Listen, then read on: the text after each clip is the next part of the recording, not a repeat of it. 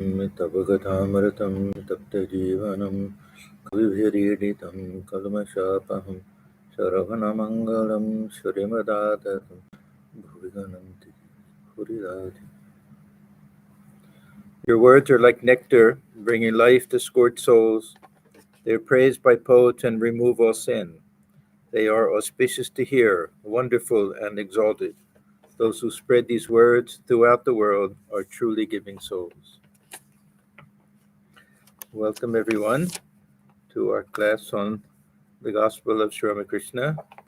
We're on chapter M at Dakshineswar, part 2. This is page 373. It's Monday, December 31st, 1883. And M has been staying with Sri Ramakrishna since December 12th. So this is that long period of M staying in Dakshineswar with Sri Ramakrishna. At 4 o'clock in the afternoon, the master was sitting in his room with M, Rakal, Latu, Harish, and other devotees. These M, aside from him, Rakal, Latu, and Harish were staying more or less permanently. Nobody stayed full-time permanently. They came and went a little bit, but during this period, these are the ones who were staying with him mostly. Addressing M and Balaram, the master said, Haladhari followed the path of knowledge. Day and night he used to study the Upanishads, the Adhyatma Ramayana, and similar books on Vedanta. He would turn up his nose at the mention of the forms of God. Once I ate from the leaf plates of the beggars. At this, Haladhari said to me, How will you be able to marry your children? I said, You rascal, shall I ever have children? May your mouth that repeats words from the Gita and the Vedanta be blighted. Just fancy. He declared that the world was illusory, and again would meditate in the temple of Vishnu with a turned up nose. Now, Haladhari, we have the three H's, Asura, Haladhari, and Hridoy. They all have tormented Sri Ramakrishna at different times for different reasons. Let me see. So,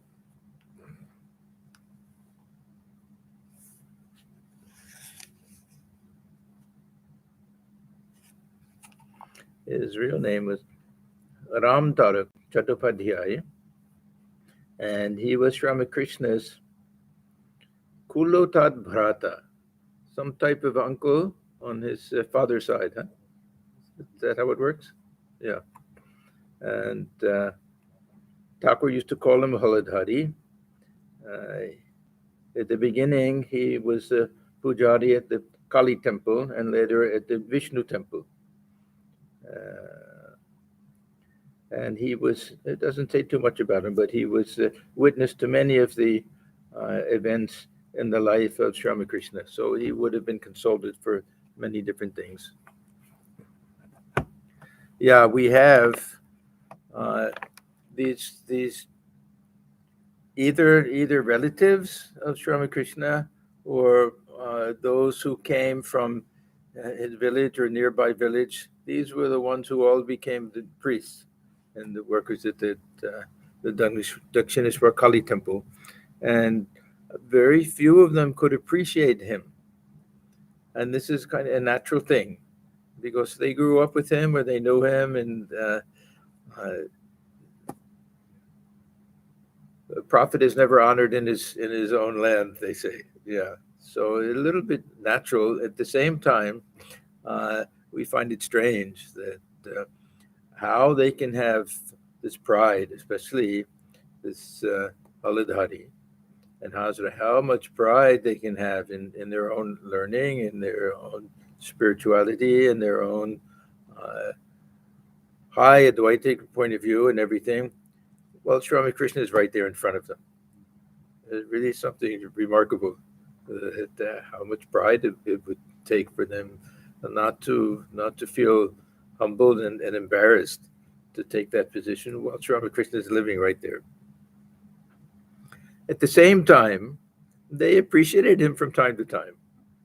Hridoy served him greatly. He said, as much as he tormented me, he also served me.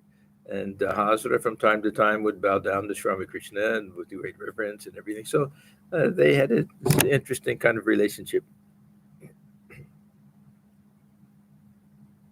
In the evening, Balaram and the other devotees returned to Calcutta. The master remained in his room, absorbed in contemplation of the Divine Mother. After a while, the sweet music of the evening worship in the temples was heard. A little later, the master began to talk to the mother in a tender voice that touched the heart of M, who was seated on the floor. Sri Ramakrishna always went into some spiritual mood at this time, when it was just as the sun would be going down in the evening and the temple worship was going on, arati and everything. After repeating Hari Om, Om, the master said, Mother, don't make me unconscious with the knowledge of Brahman. Mother, I don't want Brahmajnana. I want to be merry. I want to play. Again, he said, Mother, I don't know the Vedanta, and Mother, I don't even care to know. The Vedas and the Vedanta remain so far below when thou art realized, O Divine Mother. Then he said, O Krishna, I shall say to thee, eat, my child. Take this, my child. O Krishna, I shall say to thee, my child, thou hast assumed this body for my sake. Now, this sounds very odd to us, huh? A little bit. Why does he say all of this? That don't make me unconscious with the knowledge of Brahman. Now, was there ever a moment he didn't have this knowledge of Brahman? It doesn't mean that. What it means is don't make me enter into that nirvikalpa samadhi state where I disappear, you disappear, there's only oneness. I want to enjoy this communion. We were talking about this the other day. Does that mean there's no joy in this being merged in Brahman? Of course, there's joy in that, of a different nature, because there's no I consciousness at that time. But of course, that would be. In fact, it was so joyful that Thakur's mind was always being pulled up in that direction. That otherwise, he won't pray for that. He wants to enjoy the company of the devotees also, so he has to remain with his mind down a little bit in order to do that. So, not that he's disparaging this knowledge of Brahman. This knowledge of Brahman means oneness, and he says everything ends in oneness. Just for him personally, he had spent so much of his life with his mind either merged in Brahman or being pulled up in that state of oneness with the Brahman, and knew he had a mission in life which required his mind to come down a little bit. So sometimes he would say, how can I talk to the devotees if my mind is merged in Brahman? So this is the reason, not that he had anything against this knowledge of Brahman. I want to be merry, I want to play. Yeah, then I don't know the Vedanta. What does this mean? We can say that he's not a pundit. He can quote all these verses from these different scriptures and everything like that. But who understood the teaching of Vedanta better than him? No one. He had direct experience of these things. So he's making a distinction between having that experience and simply having some book knowledge and knowledge of the scriptures and things. Yes, sometimes he would say, my experiences have gone beyond that what is recorded in the Vedas and Vedanta. And it's a little bit of a question what exactly he meant by that. So we have one school of thought that says that Vedanta is the final word in knowledge. There's nothing beyond that. That it must mean that it was some type of experience he had. Others will say that no, even some of the teachings we have in the Vedanta, this Vijnana state and all that, that he explained things that we don't find there. It is hard to say exactly what he means, but what he's saying is that this direct experience is something higher than any type of knowledge. I take it just in that way. So this is a very short entry. That was Monday, December 31st, 1883. Now we go to Wednesday, January 2nd, 1884. Yeah. Yeah, if you achieve mother, how much lower? Yeah, that. So this is another thing that uh, Thakur felt, that if knowledge of Brahman meant only this Nirguna Brahman, and without seeing the manifestation of Brahman in the world, or Brahman becoming everything, or the different forms that Brahman can take of personal God and everything, then we're not getting the full weight of it. We're not getting we're getting a limited picture. So the dualists are getting a limited picture because they won't accept oneness. The extreme non-dualists are getting a limited picture because they won't accept God as saguna or personal. So uh, when he says the experience of mother, that includes both personal and impersonal.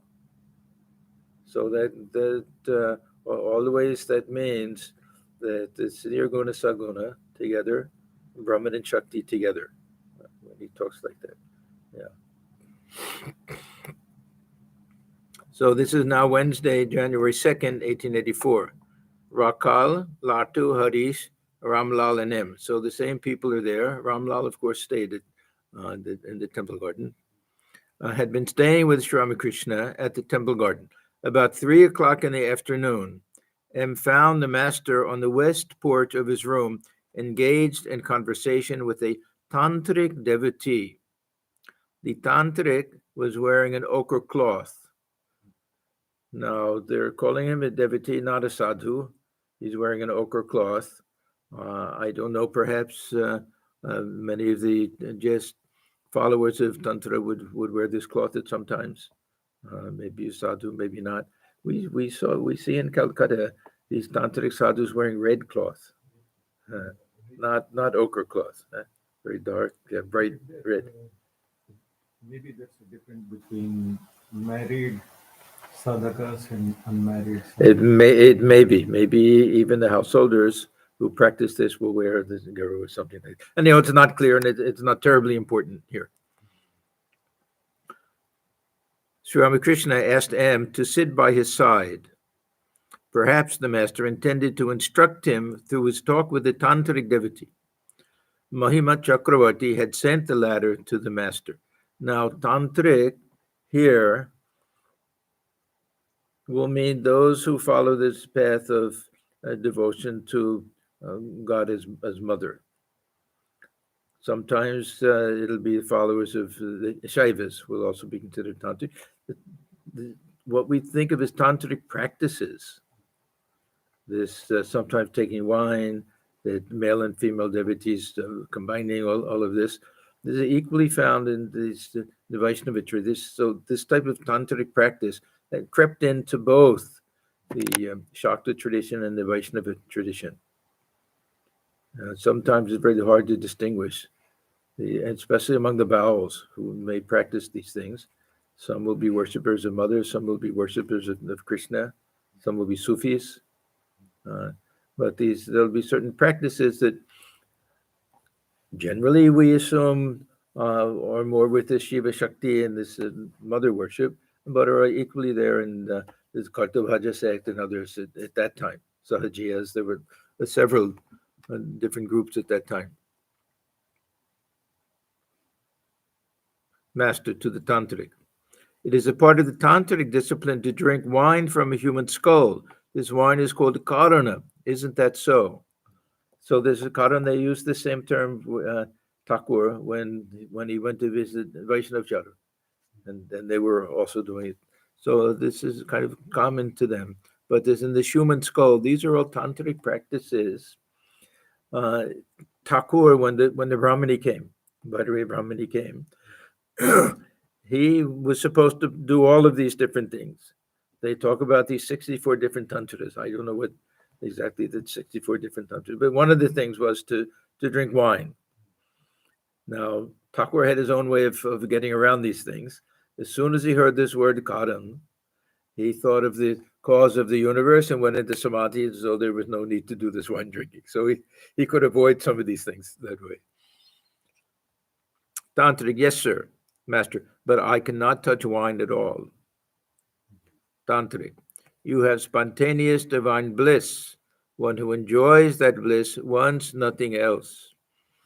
Yeah, Thakur's spiritual state was often compared to a drunkard. He himself would compare it to that. This is why sometimes he would see drunkards on the street, he would get out and dance with them. But do we know why it is called Karana? Why is it called Karana? No, I don't know. Satubhai, any idea? No, I don't know why they use that term.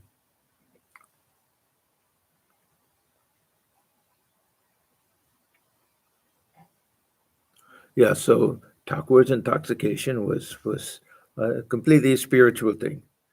But in spiritual literature throughout the world, that we find two different ways of trying to understand that state of divine intoxication or divine madness. The one is through drinking, and the other is through sexual pleasure. We have erotic poetry and things like that try to give some idea of this joy of Brahman, which transcends all of these things. There's a different type of experience, the joy of communion with the Divine Mother, whatever it is.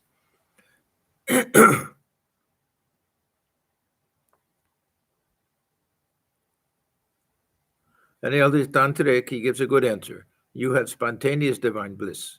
One who enjoys that bliss wants nothing else. Now, why do they take wine? Because there is some similarity between this type of intoxication and divine intoxication. Some different raising of consciousness, or raising or lowering, I don't know, but some change, some effect. In this country, there was a lot of work done with psychedelics, among especially that Timothy Leary. Timothy Leary and his partner, who became Baba Ramdas. And all of these things about the doors of perception being open, and many Native American tribes taking peyote and things like that. That'll be part of their spirituality. That it does show that the mind doesn't always function on this ordinary level of consciousness. It can open things up and everything, but it's not the same. And it's something that you go up, you come back down, and a lot of negative side effects to it also. But it's common throughout many traditions. So many sadhus, even today, will smoke ganja and everything. Just to be able to focus and enjoy meditation. Yeah, I mean, just to allow the mind to enter into a different state. Now, for Sri Ramakrishna, all of these things are so much lower than the state he enters into. So for Yoga Sutras also, there is one sutra that says, that through taking of drugs and things and everything. Yeah. So there's no question that some value to these things, perhaps, but there's a danger to these things, and it's not the same. But it does make us understand that we perceive this world the way we perceive it because of the state of mind that we have. And the state of mind can be affected by alcohol, drugs, and things like that. But Sri Ramakrishna, he used to say, I saw them all taking wine. I thought, now they'll sit in, they'll do their japa. But they started singing and dancing. I was afraid they'd fall into the Ganga. So it gets misused. This was the problem with the Tantra. There were probably serious Tantrics who did these things strictly for God realization, and others who led a kind of immoral life under the guise of the spiritual practice.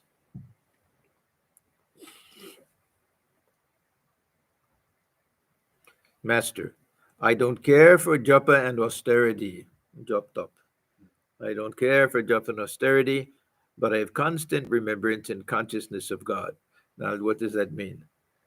That he doesn't care for the formalities, that you have to get up and sit at a certain time and do a certain count and everything. There's one nice incident where, who was it? Hazra, huh? Who was doing his japa with, he's always sitting out there with his mala. And Thakur came and said, "Oh, what is this? You're doing that? Let me see if I can do it." And he takes the mala in his hand and he can do it. Then he takes it in his left hand. Yeah, I can turn the beads a little bit with my left hand. That meant he had gone so far beyond what they call Vaidhi Bhakti. The Thakur uses these two terms, Vaidhi Bhakti and Anuraga, Raganuga Bhakti, different terms. That these are preliminary. These are at that state of sadhana where we have to do a certain amount of japa every day at a certain time and follow different rules and rituals and rites and all of these things. He was so beyond these things that it was almost impossible for him to do it. We read one time that Sri Ramakrishna was sitting to meditate. Now it's kind of silly thing for him to sit to meditate. His mind is always soaring and trying to pull it down.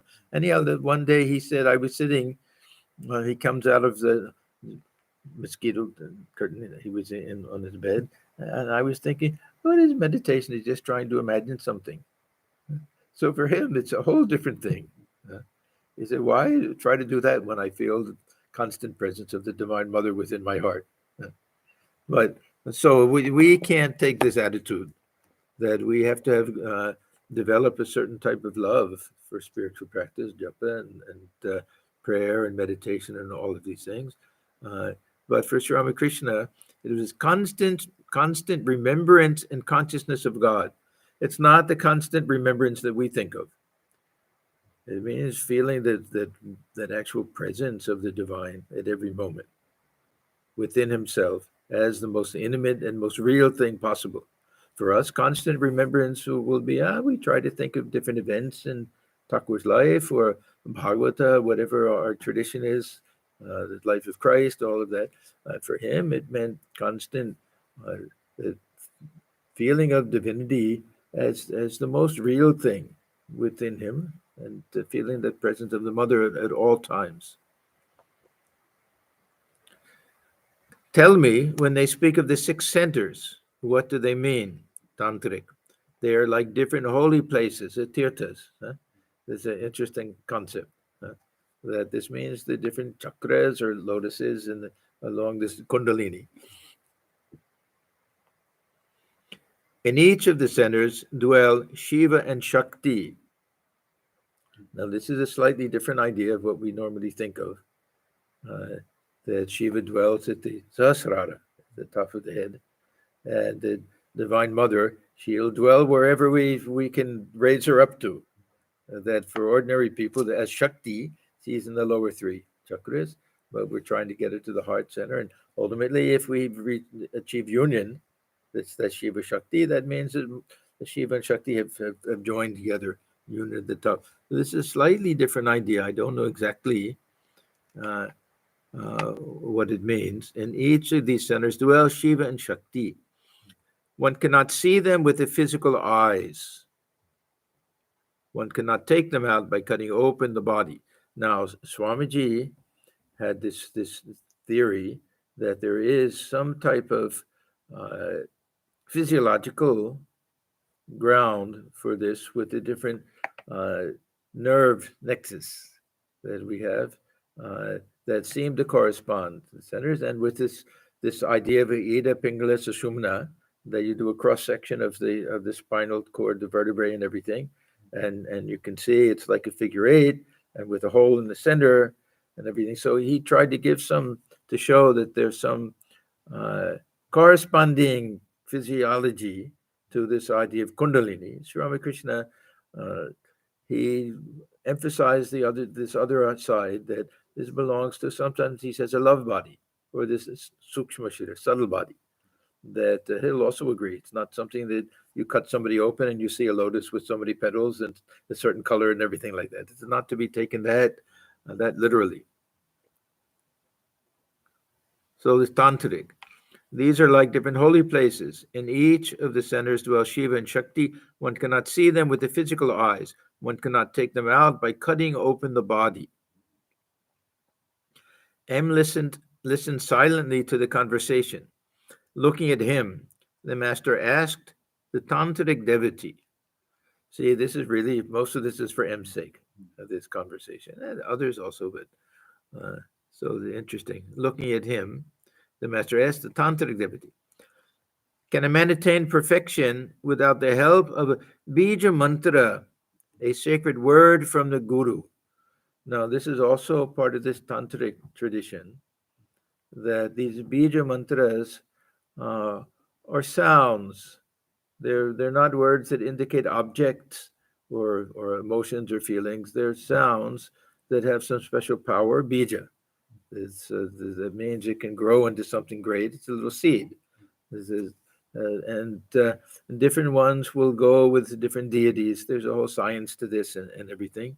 And it's considered to be something very important in the tantric tradition. We also see this tantric tradition doesn't mean something very horrible and nasty. We also belong to a tantric tradition, our puja and everything, and a lot of our traditions are tantric. It just refers to a certain type of procedure and things that are followed. So this generally it's considered very important. The tantric says, yes, he can. So can a man attain perfection without the help of a bija mantra, a sacred word from the guru? Tantric, yes, he can if he has faith in the words of the guru. So this of course is even if we receive bija mantra, we have to have this faith in the words of the guru. This is something that's necessary. Faith in the words of the guru, faith in the power of the mantra also. So this bija mantra is considered something not to be fooled with, a very powerful type of thing, practiced by so many devotees throughout, and great souls throughout centuries. Now this faith, vishwas, it's vishwasa, this Thakur places great emphasis on this idea. We have two terms, Shraddha and Vishwasa. These are two Sanskrit terms. They're very common in Bengali, modern Indian languages. So in Bengali, Vishwas, and this Shraddha. They're very similar, easy to be confused, but they have a slightly different meaning. The Shraddha is an attitude that we have of openness and humility, and that when we're in the presence of these great souls and we hear from the scriptures, that we have great reverence for all of that. We don't necessarily have conviction about the truth of these things. Vishwas, that'll come at the end. This is something that is right before that highest type of realization. Swami Swananda used to say that this conviction itself is a type of realization when it becomes very strong. So suppose that Thakur says that mother can be seen, God can be spoken to, you can have that relationship. Now, we may say that I have tremendous Shraddha, that Thakur's words that they can't be false. But do I have conviction that or at least in my life, that I'll see mother and talk to mother and have that? This type of conviction will grow as we go deeper in spiritual life and practice and have some type of experience and everything. So this type of conviction, it doesn't have to be there in the beginning. In the beginning, we have to have an open mind and accept these things. That's Shraddha. But even Shraddha is defined by Vishwas. Yeah, having faith in the words of the Guru and the scriptures and everything. But to have this real conviction, we can't pretend that we have it if we don't have it. But we can have this reverence for these teachings and faith, that conviction that these teachings are the result of realization and that these things are true. I may not understand it. I may not have that tremendous faith that I can achieve all of this, but I won't deny it. because this the source that it comes from.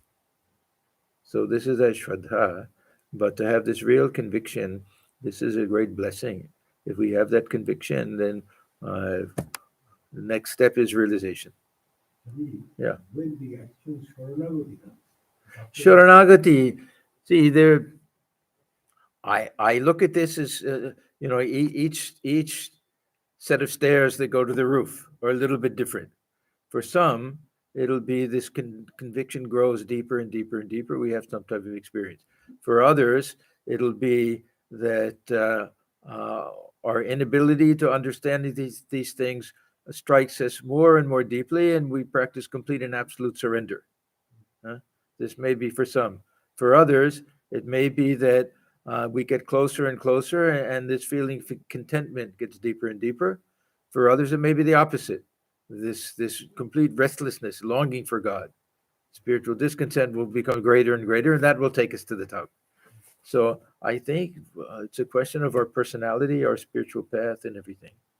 The Sharanagati, especially for devotees and those who follow the path of knowledge, they won't have that type of attitude to the same extent. There may be something similar to it in the path of Jnana Yoga, but this is really something for those who have some conviction regarding personal God, that we can take shelter, or we can say that we just surrender. For the Jnani, maybe this is the point where they just let go. They realize that there's a truth is beyond mind and speech. This is also a type of surrender. And then we just have to let that divine presence reveal itself to us somehow. These are all slightly different and all interrelated, these different attitudes. But for us, the Sharanagati is also considered just before God realization. Vakulata, tremendous longing for God. So Sharanagati may give us a tremendous feeling of contentment, opposite of Vyakulata. And yet, that'll be the catalyst for us to have that experience. For other people, this longing will give us tremendous restlessness, not this type of contentment or anything, but restlessness. And that will take us to realization. So everyone is different. We look at all the great God-realized souls in the world, how different the path is for so many of them. Look, Buddha himself.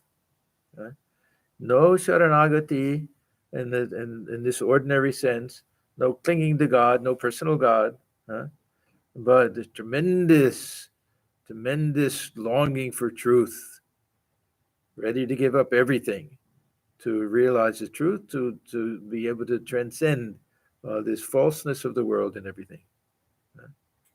So, yeah, all spiritual traditions are different, and within the same tradition, personality of the seeker is different.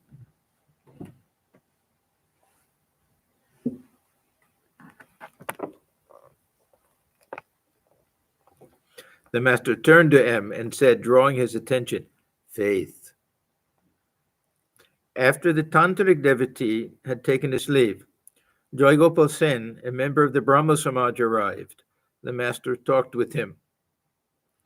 Now, there's another good example of how Thakur's teachings will be suited to the people who come to him. This is a Brahmo. We know about the Brahmos, that they didn't consider themselves fanatics the way maybe people thought of Vaishnavas as fanatics, but they also had their own fanaticism. They also, if the Vaishnavas thought that their way is the only way, and you have to worship Krishna, and the Shaktas think, no, you have to worship Divine Mother, their attitude was a little bit like, these fellows, they're not very intelligent. We understand things a little more deeply. We know this. What is this bowing down before an image and everything? A little bit of this ego and pride. They were all educated, well-to-do people and everything. So Thakur, he'll always two things. He'll always do two things. He'll straighten out all these little crooked things that they have, and he'll encourage them along their own path. So we'll see with this conversation. Master to Joygopal. One should not harbor malice toward any person or any opinion. They looked down very much on image worship, number one. They didn't care too much for all this idolizing an individual as a guru or worshiping a human being as an avatar. There are a lot of things they didn't care for very much. So this will be harboring uh, malice towards any person or any opinion. Person will just be, these uneducated people who go bow down before a temple, who are in the temple worship an image. Even M, when he first came, what did he say to Sri Ramakrishna? Yeah, shouldn't somebody tell these people not to bow down, that they're not worshiping a clay image?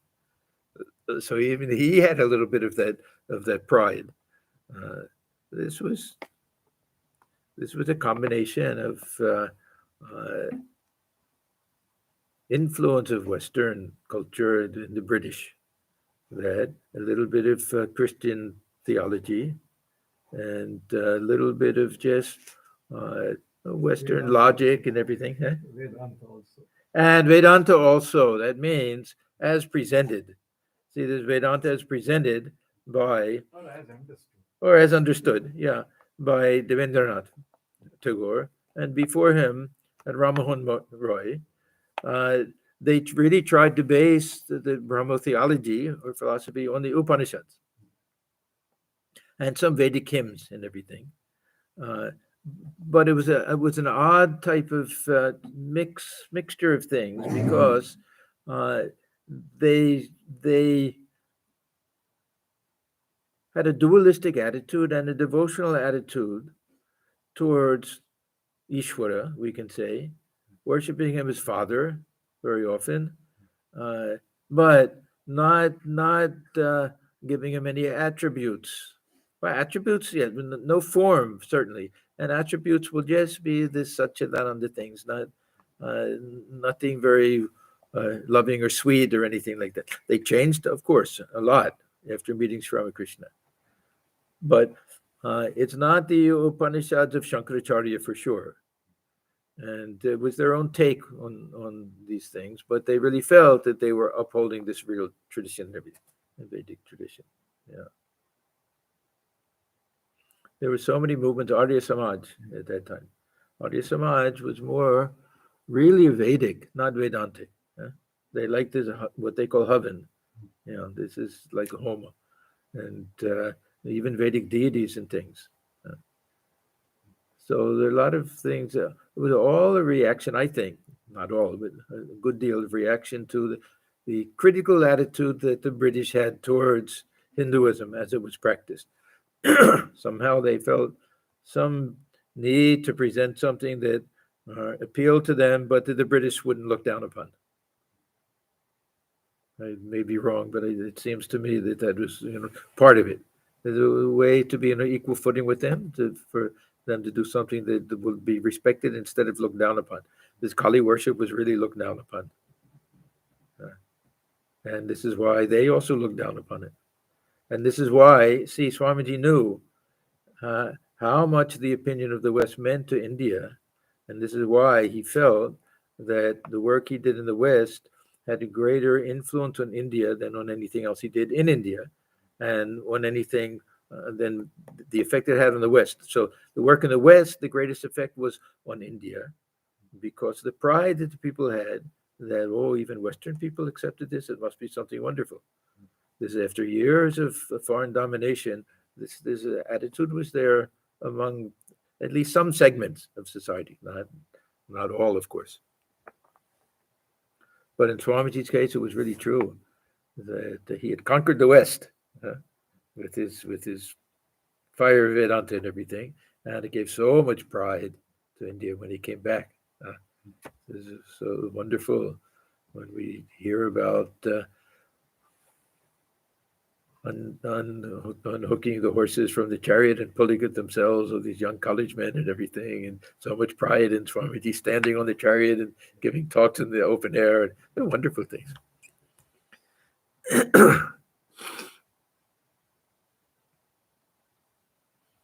So, Master the Jaigopal, one should not harbor malice toward any person or any opinion. The believers in the formless God and the worshippers of God with form are all, without exception, going toward God alone. Now, I've mentioned many times, what does it mean, worship of God with form? To the Brahmos, it meant this image worship mostly.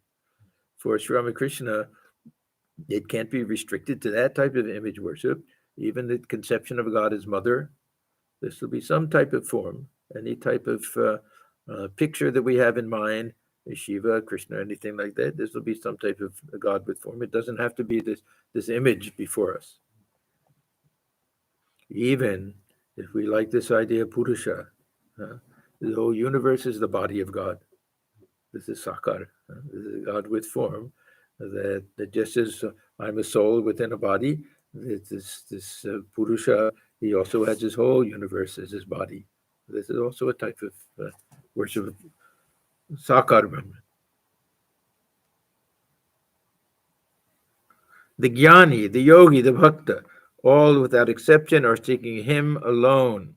The follower of the path of knowledge calls him Brahman. The Yogi calls him Atman or Paramatman. The Bhakta calls him Bhagavan. Further, it is said that there is the eternal Lord and his eternal servant. This is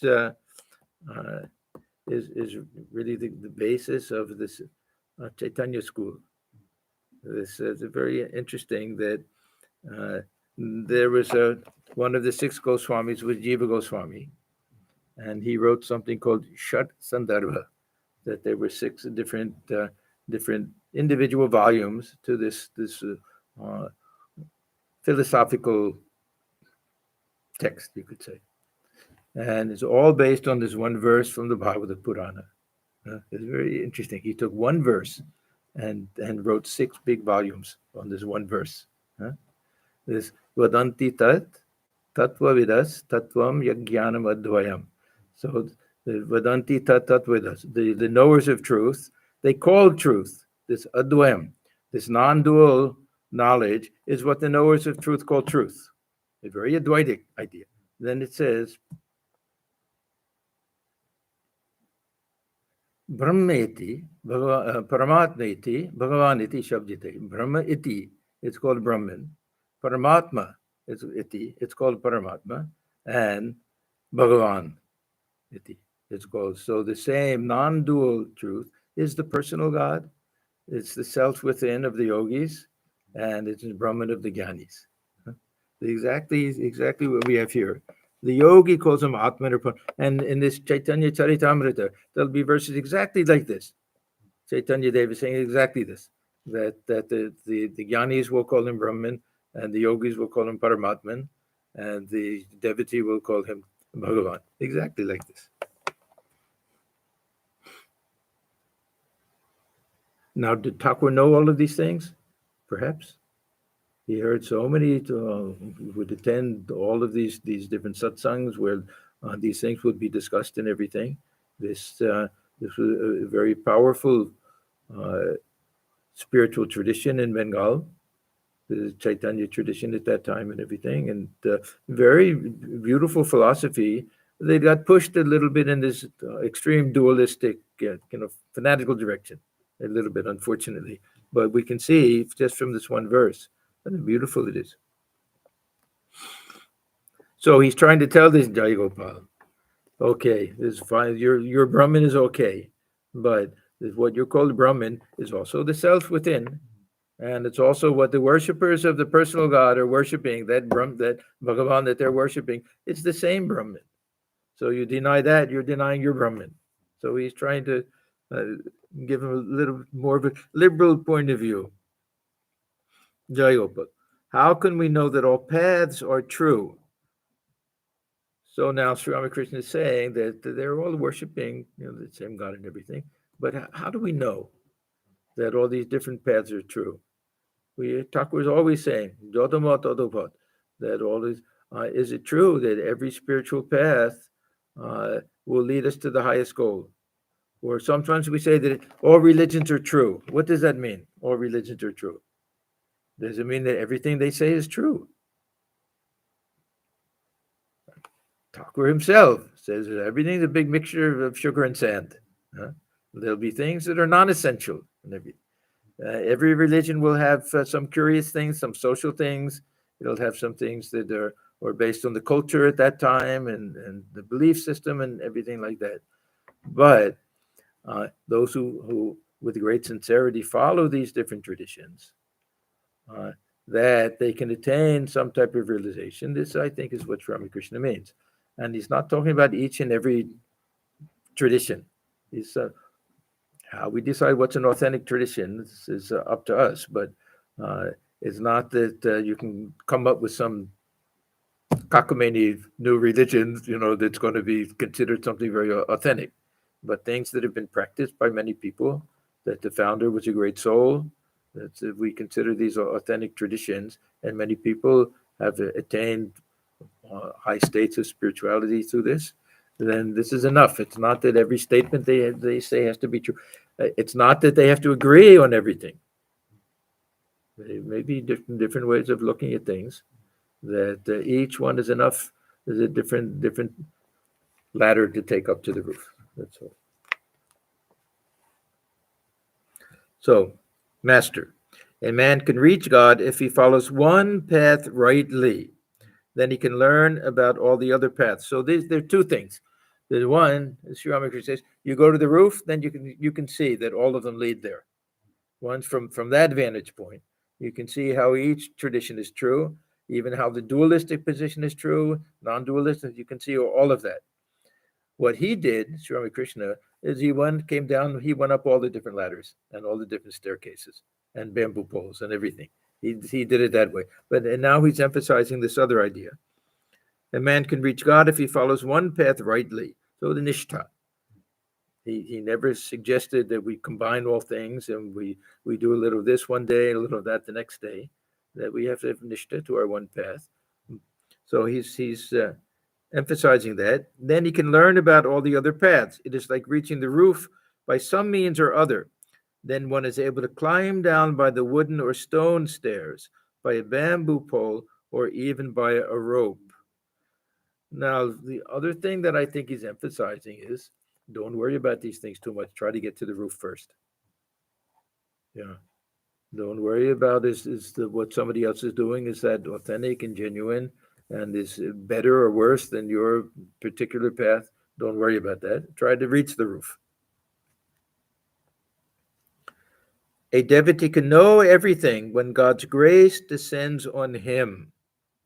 If you but realize him, you will be able to know all about him. Now, all about him, what does that mean?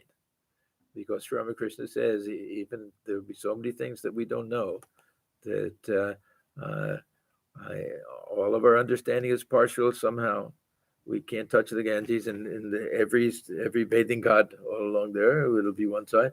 We touch the elephant. We may not know every other side of it, but we know everything about it from that point of view, a Upanishadic point of view.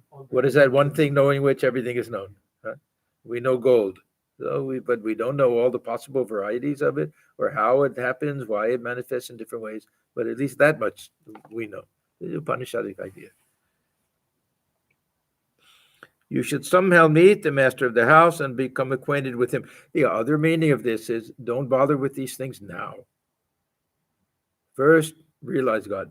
Then, if you're interested, you can ask these questions. Something like that. But do that first. So you should somehow meet the master of a house and become acquainted with him.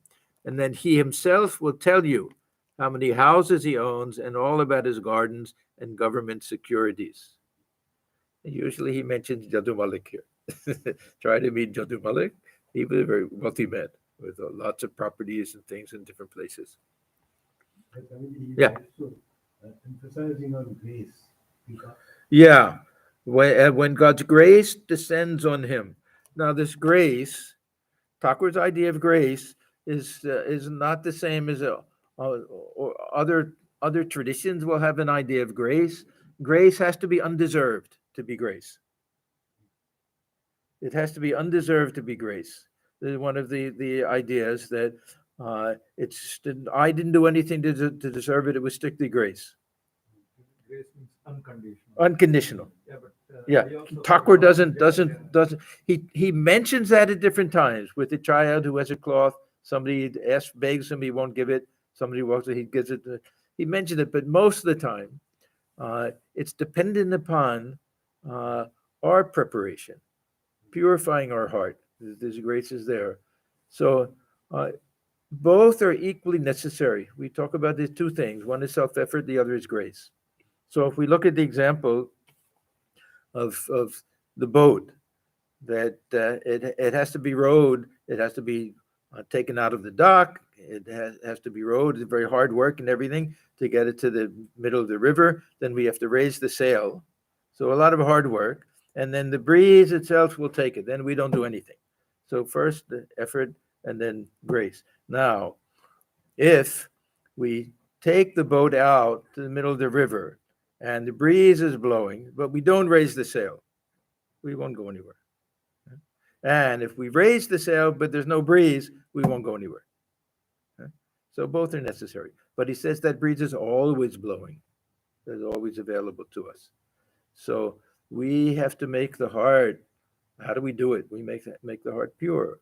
We purify the heart somehow, get that longing for realization, intense prayer, all of these things. And then that grace will descend. We have all of these illustrations, like the water in the reservoir, and it's being blocked from entering into the field, but that floodgate is there. We have to raise that. That means get rid of this ego, get rid of the passions, everything that's blocking it, and it automatically floods. That's grace. Automatically floods. We don't do anything at that point. I like somehow Yatishwaranandaji's way of saying things. He says,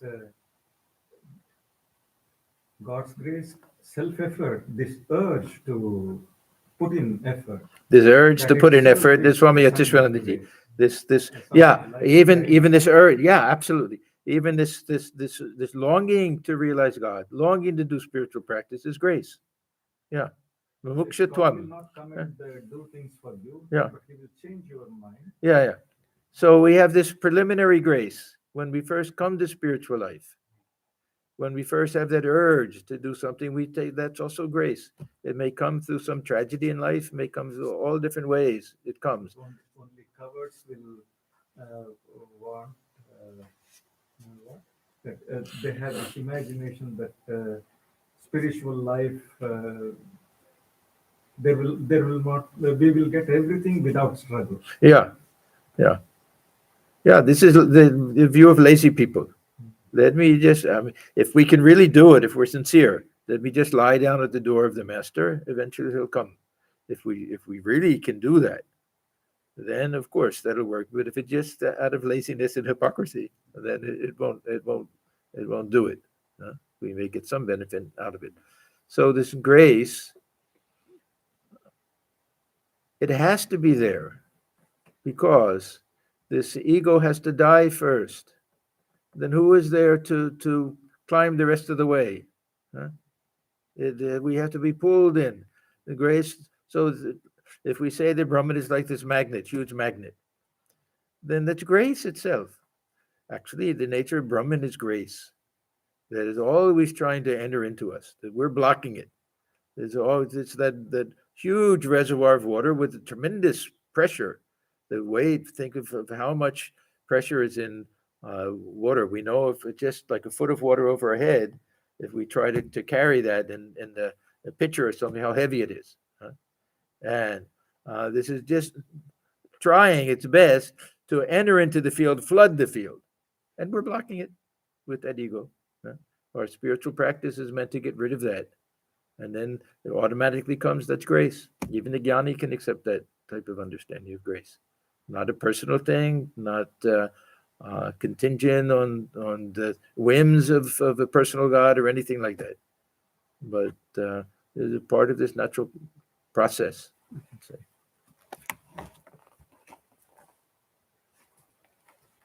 How does one receive the grace of God? Jai Gopal is asking good questions. He's a sincere person. Those many Brahmos who came to Sri Ramakrishna were very sincere, of course. They may not have appreciated him the way the direct disciples did, but they wouldn't have come if they didn't have some feeling that this is a real holy man and someone his realizations are real. They may not have accepted his behavior and all of his teachings, but they knew that there was something genuine about him. How does one receive the grace of God, Master? Constantly, you have to chant the name and glories of God and give up worldly thoughts as much as you can. So basically, what he's saying is spiritual practice, sadhana. We have to do our sadhana, chant the name of God, name and glories of God, give up worldly thoughts as much as you can. With the greatest effort, you may try to bring water into your field for your crops, but it may all leak out through holes in the ridges. So one side, we do our spiritual practice. On the other side, we have to transform our personality, our nature, purify the mind from the passions and desires and worldly interests and things. And of course, they work together. If we do sincerely do our spiritual practice, then our interest in these worldly things should automatically become less. The greater that we feel that pull for spiritual things.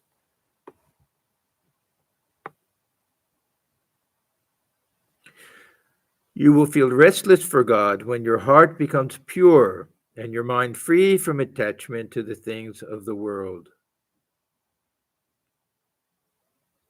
Thakur, of course, emphasizes restlessness, that we become like a small child that's got separated from his mother. Yeah, every once in a while you'll see a shopping center, mall, or something like that. You'll see a small child that somehow got separated from the mother, screaming and crying for the mother.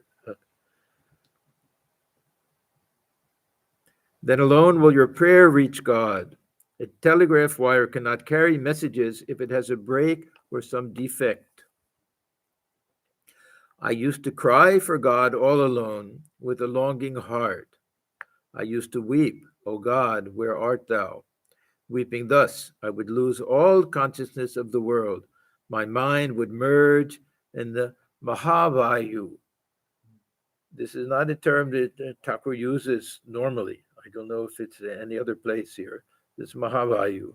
It simply means into that divine presence of Mother, somehow. Mahavayu can mean this the spiritual current that goes up. It can mean this cosmic mind. It can mean in the womb of the Divine Mother. Somehow it just means that he gets merged. I would merge in the Mahavayu. How can one attain yoga? By completely renouncing attachment to worldly things.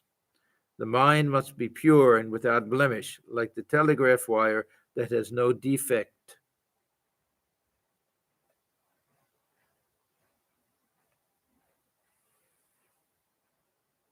Now we may wonder, our minds are not pure. What what do we do? We go ahead with our spiritual practice. That's all.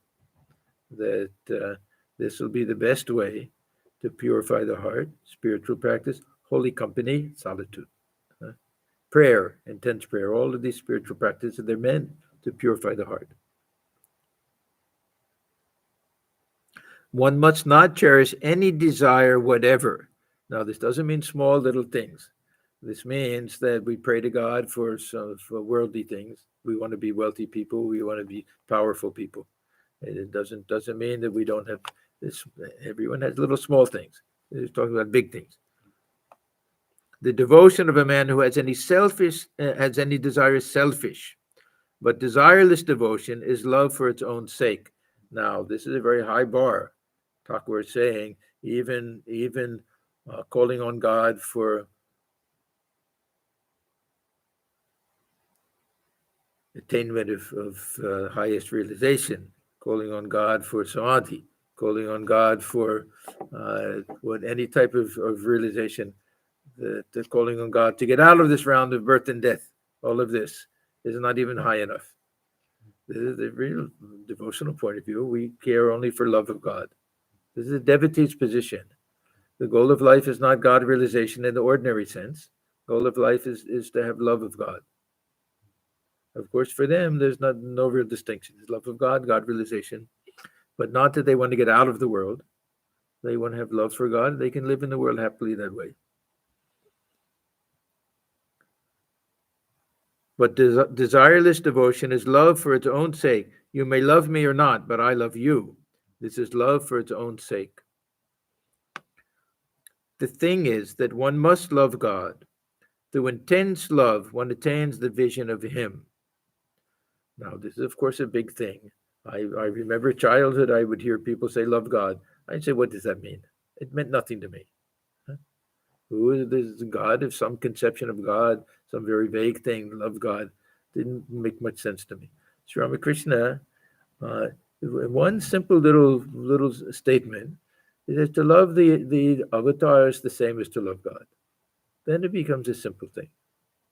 We have that personality, and avatar. We can also say any of these conceptions of God, but we have to put a personality on it.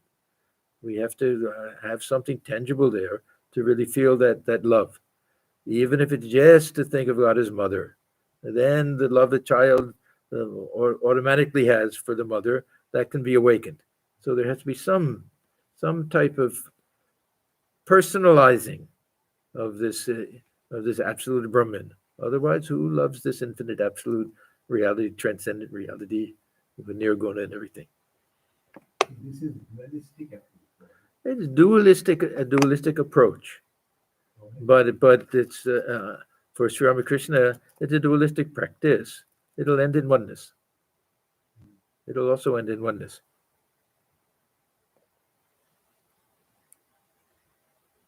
The thing is that one must love God. Through intense love, one attains the vision of Him, the attraction of the husband for the chaste wife, the attraction of the child for its mother, the attraction of worldly possessions for the worldly man. When a man can blend these three into one and direct it all to God, then he gets the vision of God. He's using these three illustrations. It can be other things also. It just means that there'll be some people who are so obsessed with one thing that there's just a whole life, the tremendous desire for power, tremendous desire for fame, tremendous desire for money. If we can have that type of tremendous longing for God, this is his point, then we can realize God. Jai Gopal was a man of the world. Was this why the master gave instructions suited to him? Okay, so this is the end of this little section. The day continues, but we will continue at 8 o'clock in the evening. So this is page 375. We'll stop here.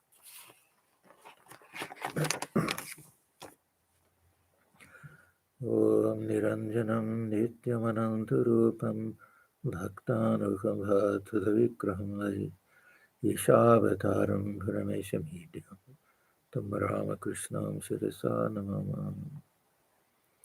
We bow our heads before Sri Ramakrishna, who is stainless, of infinite nature, whose heart melts in sympathy for his devotees, who is an embodiment of the divine and the Supreme Lord, and ever worthy of our worship. Om Shanti, Shanti, Shanti. Peace, peace, peace be unto all. Holy Mother's birthday was, according to the TT, was yesterday. And we're having our public puja celebration here on Sunday. So all of you who are out there, who are within our vicinity, please try to come. And otherwise, it'll be shown on YouTube also.